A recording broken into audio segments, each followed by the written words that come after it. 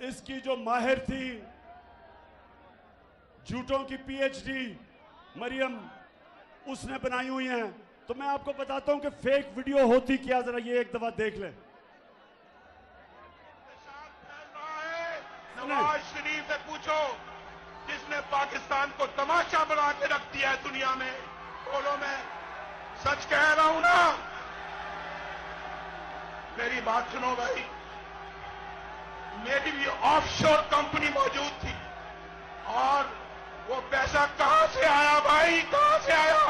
नवाज शरीफ, तुम दूसरों पे तोहमतें लगाते हो। नवाज शरीफ, तुम सबसे बड़े करप्ट आदमी हो, करप्ट। और लोग जानते हैं, लोग जानते हैं, नवाज शरीफ अस्पताल का पैसा तुमने जुए में लगाया। और नहीं मियां नहीं, इमरान, ये पैसा जो है, ये कंपनी जो है, ये तुम्हारी नहीं है, मेरी है, तेरी नहीं है। फैसला आप दे दो फैसला, सुनाओ फैसला। सुनो, इमरान के खिलाफ 1 रुपए की करप्शन का कोई सबूत मिला?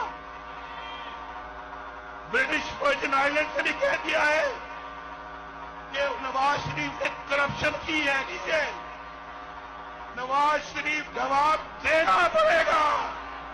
हम करप्ट हैं, हम हर मामले में करप्ट हैं।